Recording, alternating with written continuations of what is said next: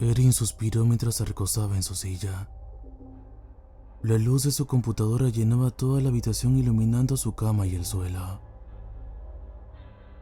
Había bastantes envoltorios de aperitivos tirados por el suelo y un charco de refresco empapando su calcetín bajo el escritorio. Eran cerca de las 11 de la noche y la cafeína fluía por su cansado cuerpo. Intentar escribir algo nuevo suponía un reto. Un montón de ideas abrieron paso en su pantalla, pero muy pocas llegaron a la web ya que la mayoría fueron a parar a su papelera. Su computadora se estaba volviendo lento últimamente debido a los pocos gigabytes de PDF borrados, pero nunca eliminados de su computadora. Hacía tiempo que había hecho un trato con algún ente anormal por el que, si no tenía que dormir, podría escribir nuevas historias al menos una vez a la semana. Era un aspirante a escritor con el único objetivo de convertirse en un autor famoso. ¿Qué mejor manera de hacerlo que bombear todo el contenido posible y luego celebrarlo cuando una historia alcanzaba los 10 me gusta en Facebook? La pequeña línea parpadeante se encendía y apagaba en su pantalla cada 0.5 segundos, mientras miraba fijamente al espacio intentando reunir cualquier concepto que le permitiera pasar la semana. Había hecho un trato y tenía que cumplir su parte. Las horas pasaban y el sol salía y se ponía. ¿Cuántos días habían pasado? ¿Por qué se acercan las sombras? Lunes, martes, miércoles, jueves, viernes y sábado estaban tachados en su calendario. Una hora y sufriría si no se le ocurría algo. La habitación empezó a encogerse poco a poco a medida que pasaban los minutos. El aire se volvió agrio con olor a moho y sudor. Ya lo tengo. Es sobre un chico. Sí, él tiene un cuchillo. Bien. Un cuchillo que está poseído por un demonio que lo obliga a asesinar inocentes. He encontrado oro, gritó mientras empezaba a teclear. Las palabras empezaron a volar por la pantalla. El reloj se acercaba a medianoche con cada clic. Sentía que su corazón latía más deprisa cada segundo. La habitación empezó a hacerse cada vez más pequeña. El aire se enrarecía y le costaba respirar. Su visión se degradaba lentamente y empezó a sentir un inmenso dolor en el pecho. Ya casi he terminado. Solo necesito un poco más de tiempo, dijo perdiendo la voz. El reloj empezó la cuenta atrás y quedaban 3 minutos. Su tecleo se ralentizó antes de detenerse por completo. Cuando llegó la medianoche, también lo hizo algo en su pecho. Se acabó el tiempo, gritó una voz demoníaca. Erin cerró los ojos sin sentir nada más que pavor mientras caía en un abismo. Resulta que el chico tomaba Derral cada hora y también ingería altas cantidades de cafeína. Me sorprende que su corazón haya podido aguantar tanto tiempo, especialmente con lo poco que durmió, dijo un médico mirando hacia sus compañeros.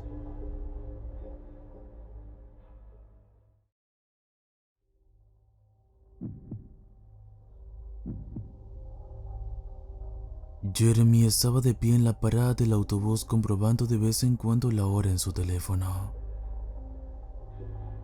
El autobús debería haber llegado hacía rato. Era bastante tarde, las 11:30 para ser exactos. El aire era frío y la brisa pasaba y se hacía más fuerte de vez en cuando. Era un lugar bastante desagradable. Esperar en el arcén de una carretera a kilómetros de la ciudad, por no hablar de una gasolinera. No había nada más que una señal metálica cubierta de diferentes pegatinas con números variados que indicaban las rutas de los autobuses. Las pegatinas eran amarillas con los números en negrita. casi descoloridos por el paso del tiempo. Parecían a punto de despegarse. Jeremy suspiró y se apoyó en la señal mientras miraba su teléfono. 2 horas de retraso. Maravilloso. Maldición, dijo cerrando la ruta del autobús y abriendo un navegador de internet para consultar las noticias. Un autobús acabaría llegando a la parada.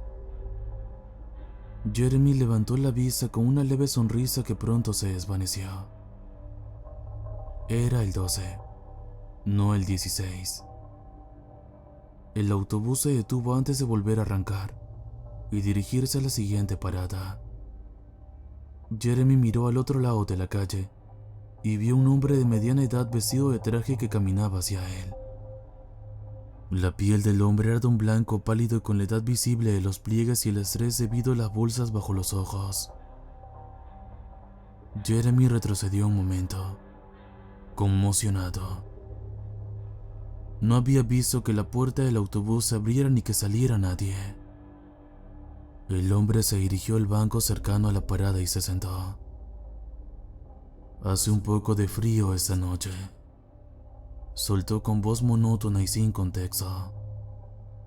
En ese momento, Jeremy sintió que soplaba un gran viento que era bastantes grados más frío que en el exterior. Se contuvo un segundo bajo la fina chaqueta que llevaba. Quizá no fuera tan buena idea llevar una sudadera barata con cremallera esa noche, aunque no pensaba trabajar hasta tan tarde. Sí, hace mucho frío, respondió sin decir nada más.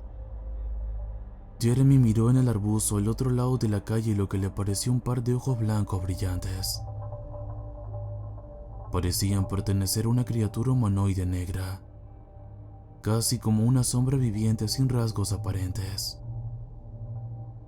Hace un poco de frío esta noche, volvió a decir el hombre con la misma voz monótona. Pasó la misma brisa. Jeremy golpeó el pie con impaciencia. Aparecieron más puntos blancos brillantes y más movimiento. Jeremy retrocedió unos pasos, asustado. ¿Era esta la parada correcta en la que se había bajado? Se dio cuenta de que no había huellas de neumáticos en la tierra cuando sintió un fuerte dolor en el pecho. Cayó al suelo jadeando. El autobús no sale aquí. Todo el mundo se baja. Nadie se va, dijo el hombre desvaneciéndose.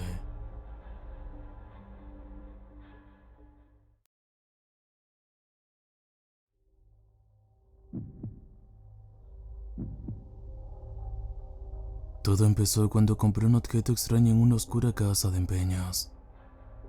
Se suponía que era una especie de jarrón maldito que contenía un genio. Pasó un tiempo en mi casa hasta que volví a disfrutar de él. Tropecé con él y lo rompí. Me habría enfadado si no fuera tan barato. Fue entonces cuando apareció una especie de niebla. Una nube gris es lo más cerca que puedo usar de describirla. Era como un gran espíritu llenando la habitación, haciendo el aire más frío que el infierno. Por liberarme de la prisión infernal, obtienes un deseo. No puedes pedir más deseos de ninguna forma. Aparte de eso, no tienes límites. Habla, dijo una voz atronadora. El apartamento tembló, pero no pareció alertar a los vecinos. Empecé a pensar que tal vez el asunto había liberado CO2 reprimido, y estoy viendo cosas por la pérdida de oxígeno. Decidí seguir la corriente y pensar por un momento. Aquí es cuando todo se fue cuesta abajo. Inmortalidad. Deseo no envejecer nunca, no enfermar, no necesitar comer, beber, respirar, nada. La verdadera inmortalidad. Respondí pensando en lo tonto que debía parecer. ¿Tienes idea de lo graves que son las consecuencias de ese deseo? ¿Entiendes en lo que te estás metiendo?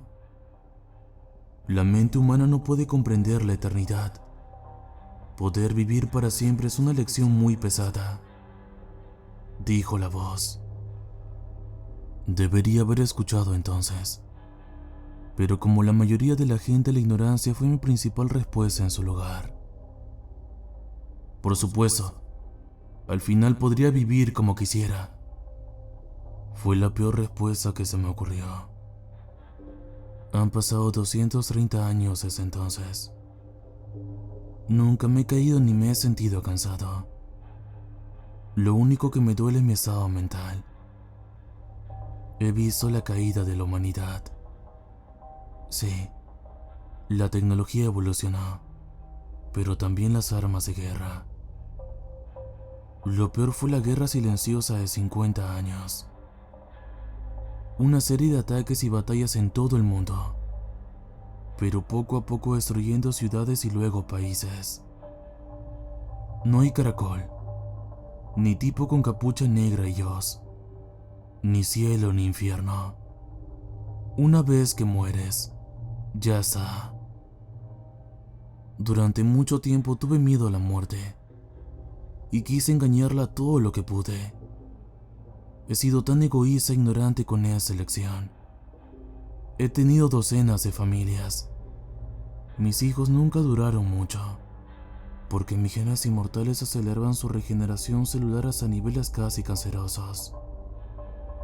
Me han encerrado, colgado, fusilado y más. Nada ha funcionado. Lo he intentado todo. Ahora solo tengo que vagar por ese agujero de porquería de desierto y esperar que algunos humanos hayan sobrevivido. Tal vez pueda reconstruir la humanidad, pero, de nuevo, eso es probablemente solo yo tratando de hacer frente. Tantos cadáveres.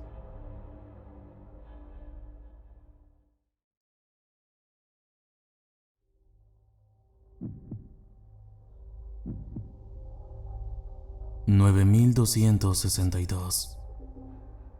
La extensión de la morgue. El doctor Cole lo sabía de memoria. Le haré saber cuándo llamar. Lo declararemos muerto a las 8:16 de la noche. ¿Suficiente? Otra vez sonó detrás de él, rascando en algún papeleo. Kenneth estaba tendido en la mesa de operaciones. Apenas podía distinguir los ecos de las conversaciones que flotaban por la habitación, como un sueño fugaz.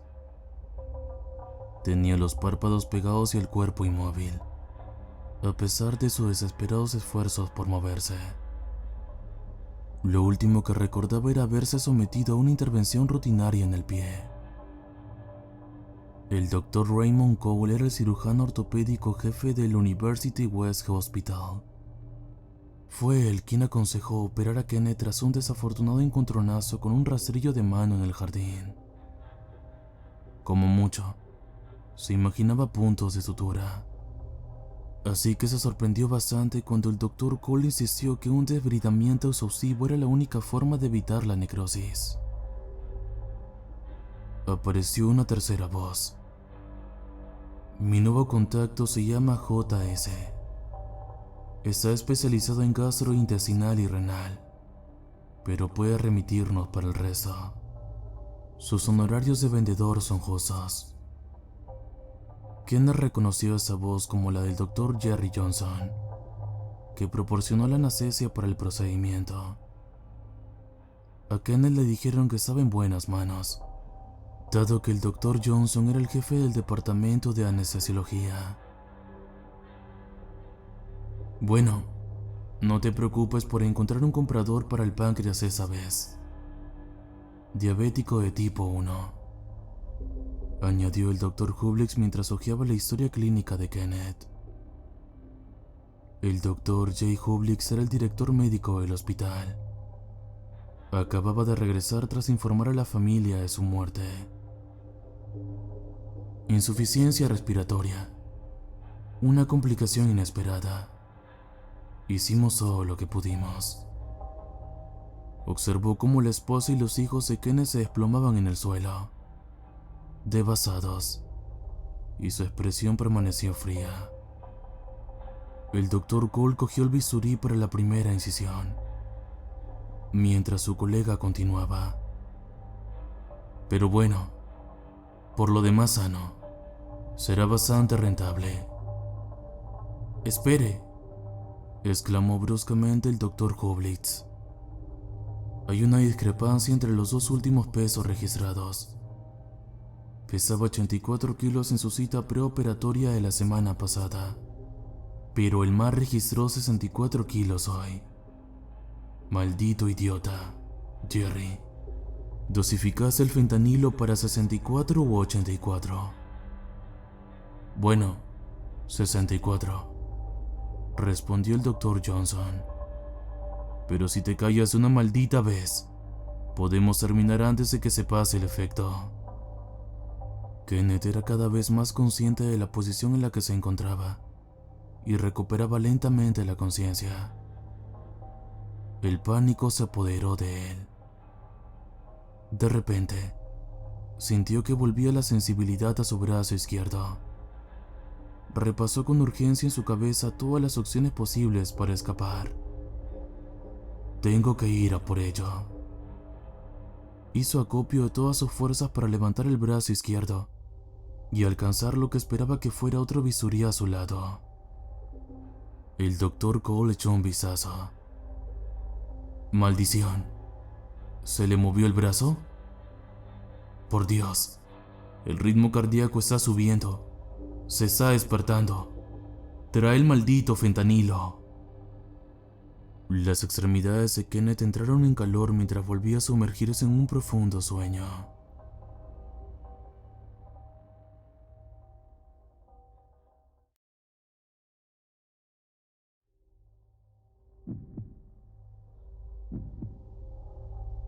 Él. No fue su aspecto lo que lo intrigó en un principio, aunque para algunos era probablemente la imagen de una belleza profunda. Era indudablemente atractiva, con una larga y sedosa melena morena que le caía sobre los hombros. Le gustaba que fuera morena, porque había tenido malas experiencias con las rubias. Estaba desesperado por acercarse a ella, pero no se atrevía a hacer ningún movimiento, al menos de momento. A ella le parecería demasiado sospechoso. Sintió que ella era consciente de lo tentadora que era, pero no lo demostraba, y eso también le gustaba. Era involuntariamente seductora, no mujerzuela, como las últimas. Que se jodan, eran unas asquerosas, pensó. Por eso estaba sentado solo a las 10 de la mañana en una cafetería de mala muerte, con cuidado de no quedarse mirando demasiado tiempo. Se dio la vuelta y tomó un sorbo de café expreso, pero frunció el ceño cuando recordó que ni siquiera le gustaba el sabor del café. ¿Quiere otra cosa?, le pregunta la camarera al notar su disgusto. Rápidamente niega con la cabeza y se da la vuelta, claramente irritado por la atención que le han prestado. Normalmente, ese sería el último lugar que elegiría para pasar sus días libres, pero sabía que ella aparecería justo a esa hora.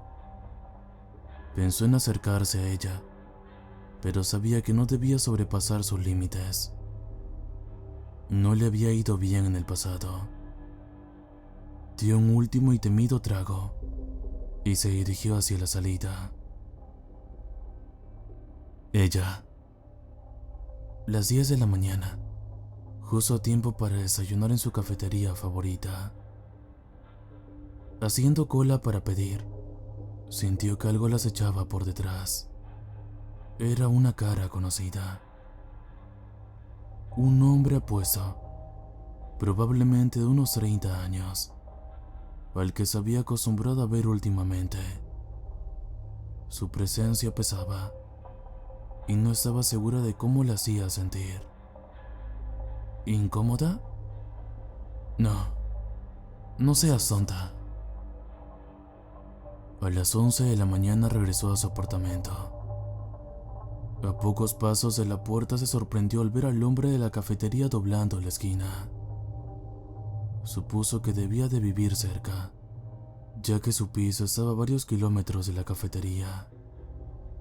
Siguió adelante, no sin antes intercambiar una breve mirada de reojo con él. Él apartó la mirada con urgencia. Se suponía que ella no la había visto. Él estaba seguro de que había sospecha en sus ojos. Maldición. No calculé bien el tiempo. Maldito idiota. ¿Cómo pude arruinarlo tan pronto? Un suspiro pesado sigue una decisión de una fracción de segundo para deslizarse a través de la puerta detrás de ella. Al diablo. Supongo que es ahora o nunca. Momentos después, unos dedos rodeaban su cabello, tirando de ella desde atrás. Dejó que la gravedad hiciera el resto. Estaba decepcionado. Lo que más disfrutaba era la persecución.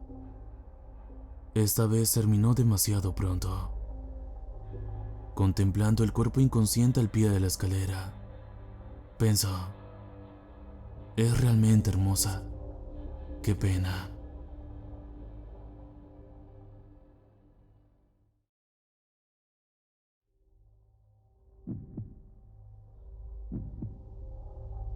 No puedo decir que me sorprendiera del todo cuando empezó a ocurrir. En los 2 últimos años han llevado a cabo investigaciones revolucionarias sobre los viajes en el tiempo. Acababa de empezar mi segundo año en la universidad y ya iba camino a graduarme antes de tiempo con mi título en bioingeniería. Para mí tenía sentido dedicarme al desarrollo futuro. Me visitó por primera vez hace 2 meses. Me dijo que tenía 32 años y tuve que admitir que tenía un parecido asombroso con él. Por supuesto, me mostré escéptico, pero cuando me enseñó nuestros lunares y marcas de nacimiento, lo entendí. Me contó historias de mi futuro, algunas buenas y otras malas. Durante los 2 últimos meses me ha visitado todas las noches. Se ha convertido en una figura paterna para mí. Fue muy reconfortante relacionarme con alguien que entendía exactamente cómo funcionaba mi mente. Me rogó que no le dijera a nadie de su presencia. La línea de tiempo debe jugar exactamente como estaba previsto. Insistió, pero hace una semana dejó de visitarme.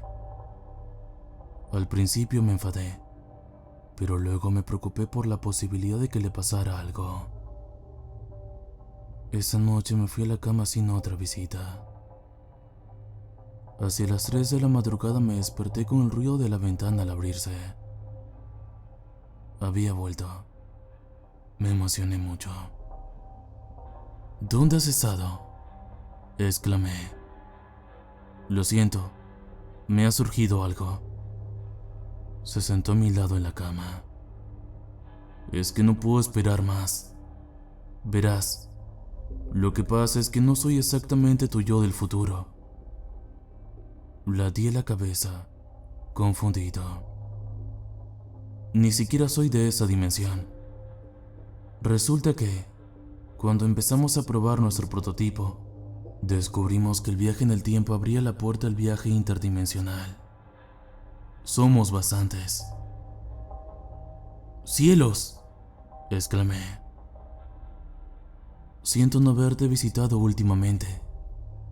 He tenido que pensarlo durante algún tiempo. Me gusta mucho esa versión de nosotros. Incluso me planteé dejarte marchar. Pero ya sabes, se necesita un gran aporte de energía para viajar a través de las dimensiones. No tengo suficientes recursos para derrochar. Sentí que algo me empujaba el pecho. Miré hacia abajo y vi el cañón de un arma clavándose en mí. No lo entiendo, murmuré. Supongo que te debo una explicación. Nuestra existencia está aumentando rápidamente. Por desgracia, nuestras investigaciones han demostrado que cuantos más somos, más se acortan nuestras vidas. No he conocido ninguna versión de nosotros que no muera antes de los 50 años. Cuando maté a uno de nosotros por primera vez, me sentí como si tuviera 5 años menos. Si quiero vivir más tiempo, tengo que privar al mundo de nuestra existencia. Supliqué y supliqué. Por favor, tengo tanta vida por vivir. No seas tan dramático. Ni siquiera eres el más joven de nosotros que he matado.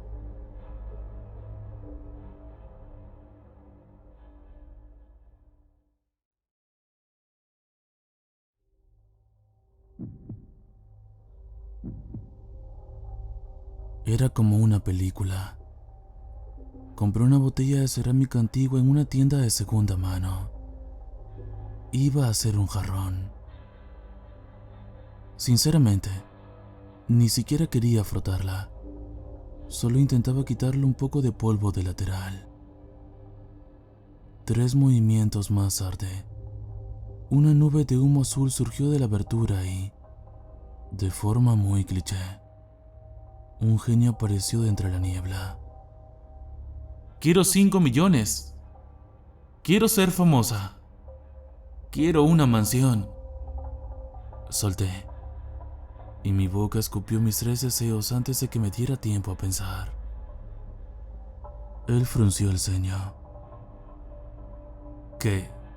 ¿Te crees que eso es Aladino o algo así? Yo no trabajo así. Tienes un solo deseo. Me quedé pensativo un rato.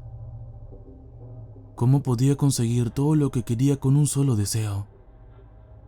De repente, se me ocurrió.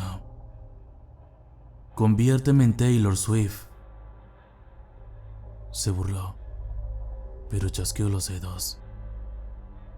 Me desperté envuelta en sábanas de seda tumbada en la cama más grande que había visto nunca. Miré a mi alrededor y vi un dormitorio del tamaño de todo mi apartamento. Corrí hacia el espejo y me quedé boquiabierta al ver mi propio reflejo. Que me cuelguen. Realmente era Taylor Swift. Gasté $200,000 en 4 horas. Lo que por supuesto no hizo mella en mi recién adquirida cuenta bancaria. Me llevaron en Bugatti a las tiendas de lujo que solo había soñado visitar. Alquilé Disneyland por una tarde y me monté en mis atracciones favoritas una y otra vez. Llegó la noche y empecé a sentirme sola en mi desconocido hogar. Decidí escaparme a mi antiguo apartamento para coger mis libros favoritos. Cogí la llave de repuesto de debajo del felpudo y entré. Al abrir la puerta, me quedé sin aliento al ver a mi antiguo yo arremetiendo contra mí. ¡Tú me hiciste esto!, gritó. Agarró un cuchillo de cocina en la mano. ¿Taylor? ¿Eres tú? Yo no lo sabía. No sabía que te habías convertido en mí. ¿Qué está pasando? ¿Cómo has hecho esto? ¿Por qué lo has hecho? La cara que reconocí como la mía me devolvió la mirada. Miré con cautela el cuchillo que tenía en la mano. Era un genio. Solo quería ser tú. No lo sabía, ¿ves? Levanté la botella antigua en un débil intento de demostrar mi inocencia. Mira, frótala. La miré acariciar la botella. Una oleada de alivio me invadió cuando el familiar humo azul brotó de la parte superior. Lo miraba con asombro. Tras unos instantes de silencio, Él la miró expectante. ¿Y bien? ¿Qué deseas? Antes de que pudiera hacer algo, se llevó el cuchillo al cuello. «Vuélveme a ser yo misma», soltó, y arrastró el cuchillo por su garganta. El genio se quebró. Todo se volvió negro. Abrí los ojos y Taylor Swift estaba sobre mí. Vi cómo mi sangre se acumulaba debajo de mí mientras ella salía corriendo por la puerta.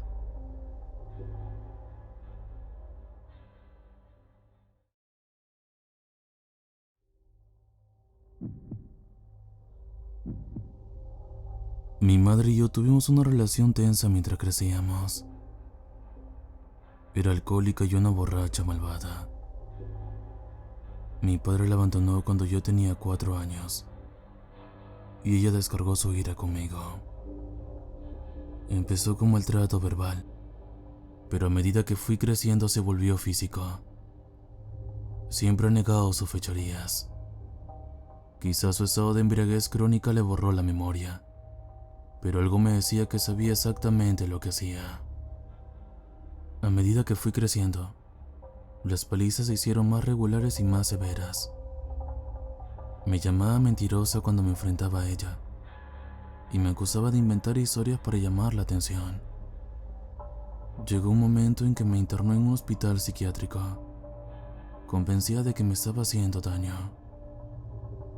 En cuanto terminé el instituto me fui de casa. Nunca me casé, ni tuve hijos. Supongo que soy marcada en ese sentido, pero estoy contenta conmigo misma. Así que puedes imaginar cómo me sentí cuando recibí una llamada inesperada de mi tía.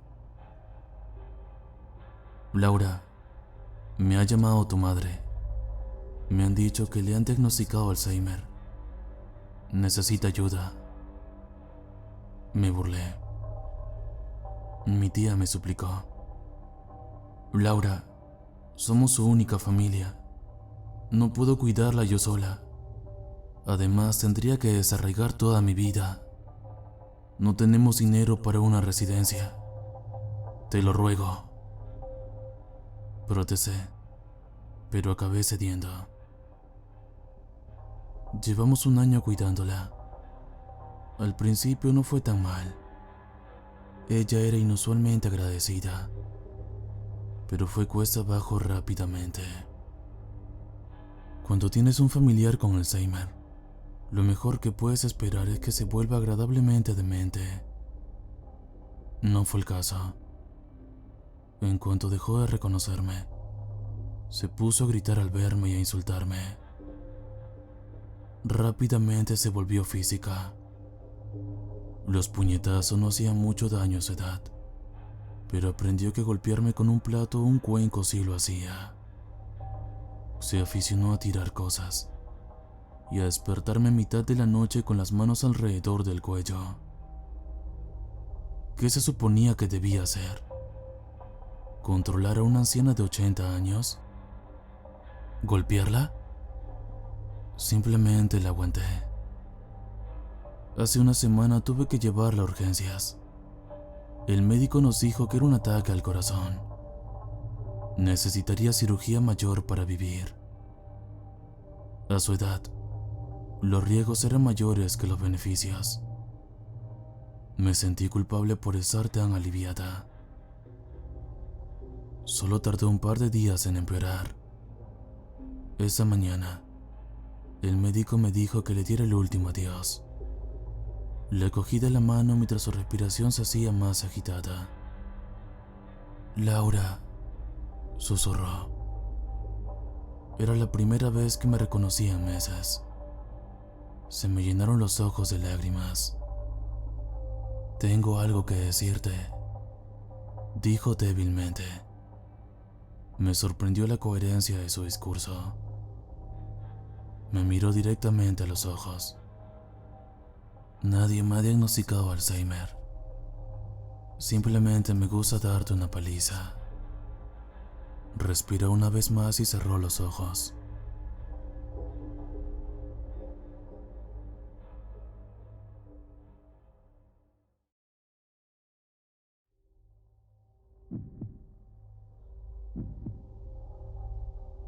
Nunca me había enamorado. Me conquistó. Mientras bailábamos en la fase de luna de miel, yo era felizmente ignorante. Al principio era muy atento y se aseguraba de satisfacer todas mis necesidades.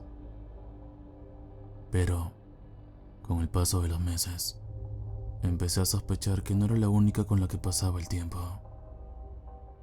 Tenía que marcharse repentinamente para visitar a un nuevo cliente. Y empecé a sentirme muy sola. Las cenas eran cada vez menos frecuentes, sus visitas menos regulares, los cumplidos inexistentes.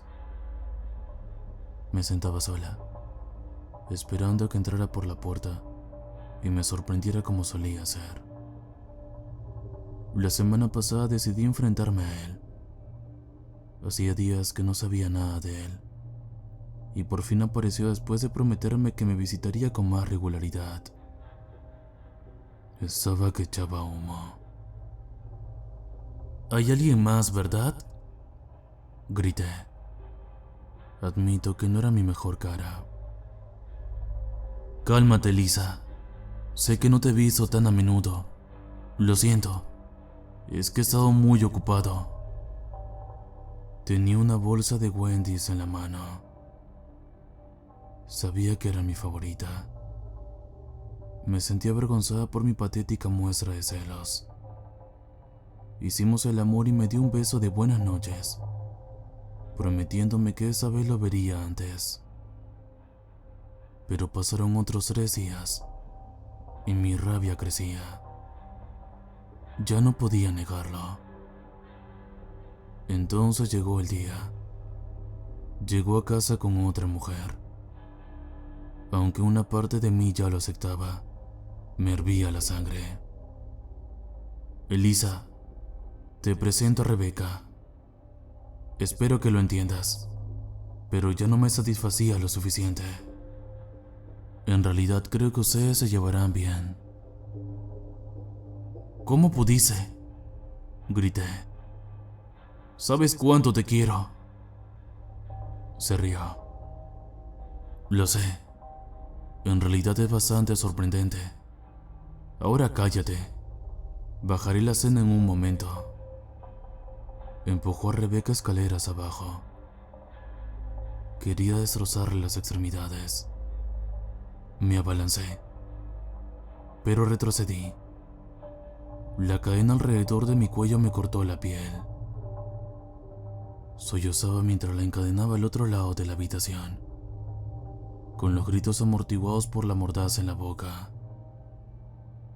Los celos no son buena imagen, Elisa, murmuró subiendo los escalones y cerrando la puerta del sótano tras de sí.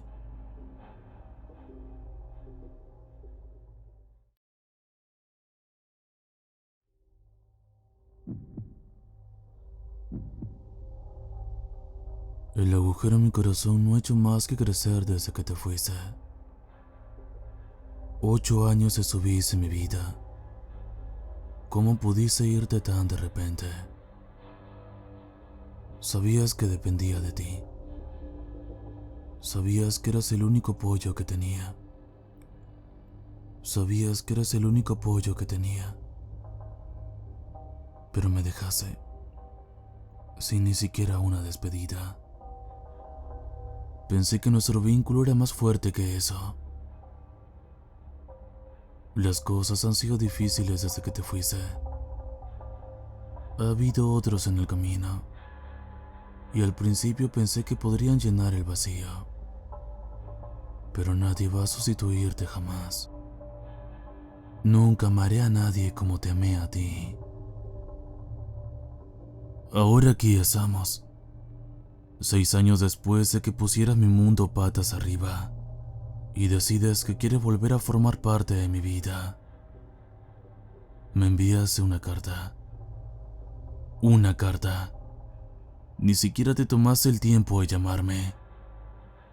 Pero aún así, no puedo evitar que las lágrimas rodaran por mi cara al leer tus palabras. Te echo de menos. Quiero verte.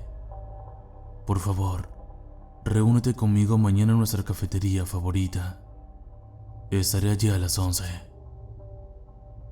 Me planteé no aparecer, pero mi corazón ganó la batalla a mi cabeza. Mientras te miro fijamente desde el otro lado de la mesa, mis sentimientos son contradictorios. ¿Cómo puedo seguir queriéndote después de que me abandonaras? Pero sé lo que debo hacer. Te diriges al cuarto de baño y, cuando nadie me ve, echo el racimo en tu café. Te miro sorber hasta que terminas y te digo que ya he tenido suficiente. Cuando salgo de la cafetería, te oigo suplicar que vuelva. Igual que yo supliqué por ti hace tantos años. No miro atrás.